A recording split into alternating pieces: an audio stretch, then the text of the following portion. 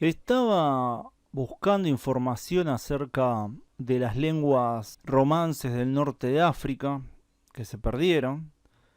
Y en realidad las lenguas romances que dejaron de existir o que actualmente son habladas por pocas personas. Porque si uno ve en el mapa de las lenguas, entre el italiano y el rumano hay una parte donde hay un vacío, no hay lenguas romances, no hay lenguas latinas, y están las lenguas eslavas. Bueno, y quería completar el mapa del imperio, viendo qué había pasado con los distintos dialectos que habían evolucionado del latín en los lugares donde ya no se hablan.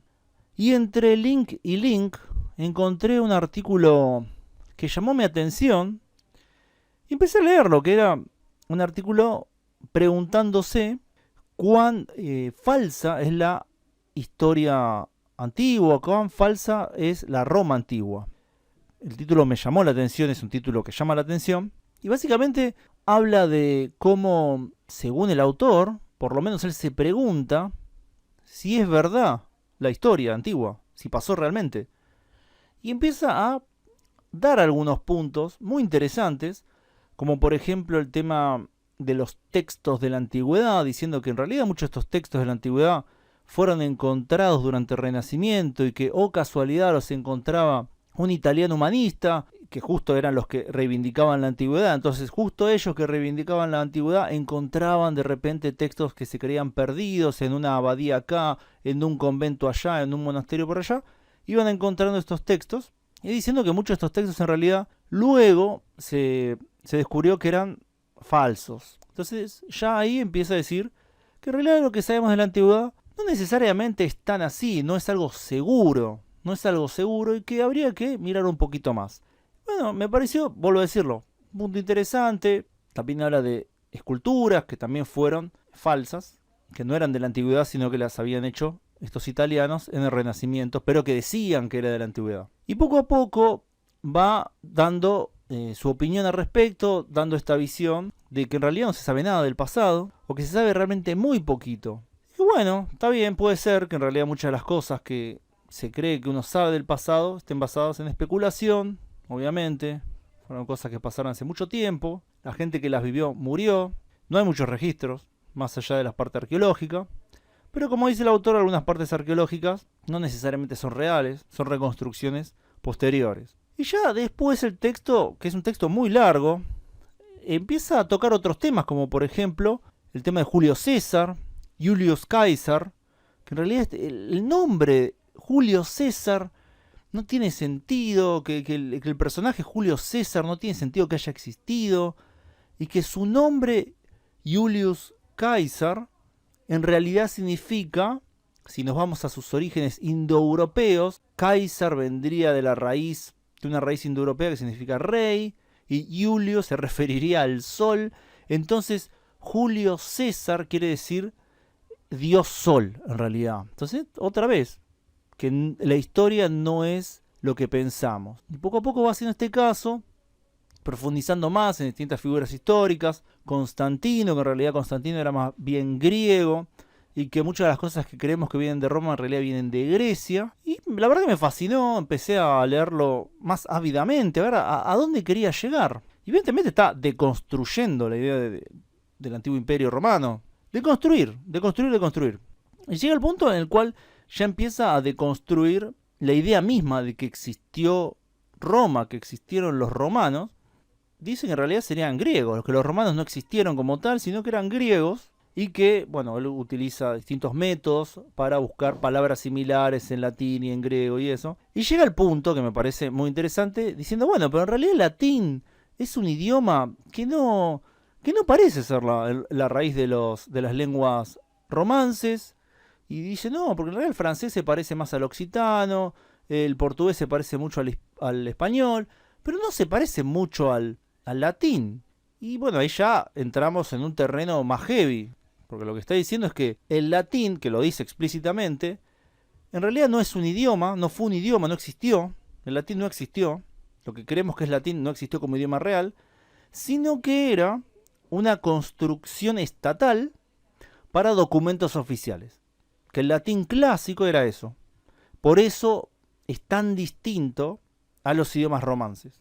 Los idiomas romances sí eran verdaderos, obviamente, existen, fueron hablados por gente, pero tenían otra raíz que era otro idioma, mientras que el latín es un idioma artificial.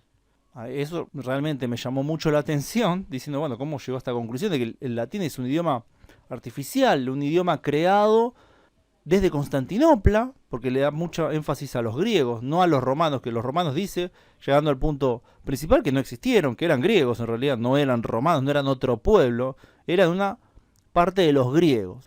Y da el ejemplo los rumanos, que por qué los rumanos hablan un idioma latino, que no tiene sentido, que no fue la tierra que actualmente hoy es Rumania, no fue conquistada por el imperio durante mucho tiempo, fue muy poco tiempo, 100 años, 160 años. ¿Por qué los dacios que vivían allí habrían perdido totalmente su idioma y adoptado el latín? Que no tiene sentido. Entonces, finalmente, da el punto principal de su argumento, que dice que en realidad el latín vulgar, real, no el latín clásico, que era mentira, el latín real, nace de ahí, que los dacios eran realmente los que hablaban el latín original, y que desde allí se fue difundiendo y fue tomado también por los griegos para crear este idioma estatal, que fue el latín clásico, mientras que el latín vulgar, que en realidad era el idioma de los dacios, no de los italianos, no de los romanos, se extendió por el imperio hacia Occidente. Entonces me llamó mucho la atención de por qué le daba tanto énfasis a Constantinopla, por qué le daba tanto énfasis a los griegos, mientras que deconstruía hasta el máximo a los romanos. La idea que subyace a esto es que los romanos no existieron, que todo el legado romano en realidad es legado griego, no romano, porque los romanos no existen, su idioma no existió,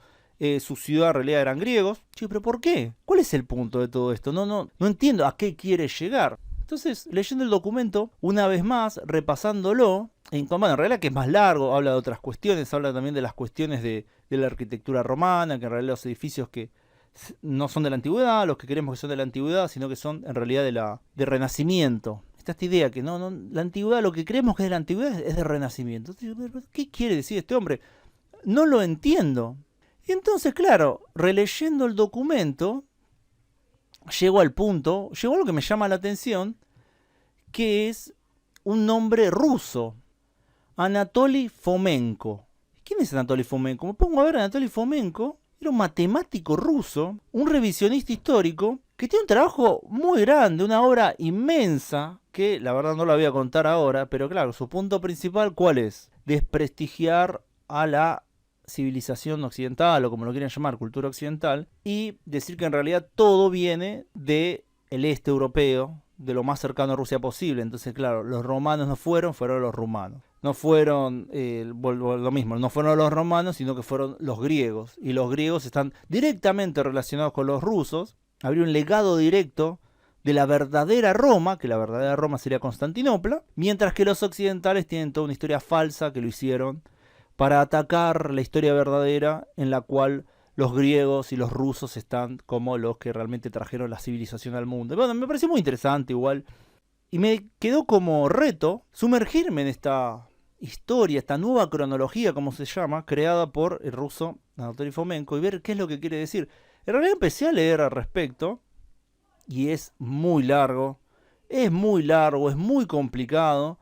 Bueno, no sé si es tan complicado, pero que es muy largo.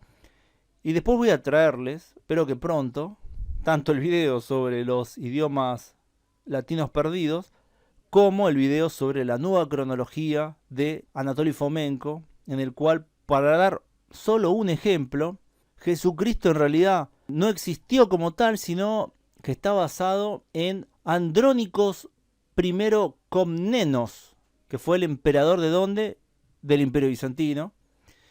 Y claro, todo esto pasó en realidad en el este, y Jesús Jesús, que en realidad está basado en este emperador bizantino, fue crucificado en Crimea, por ejemplo. Ese es un ejemplo de la nueva cronología de Fomenko. Así que sí, espero pronto traerle ese video, o tal vez una serie de videos al respecto, porque son muchos temas los que toca, y el video sobre los idiomas latinos perdidos.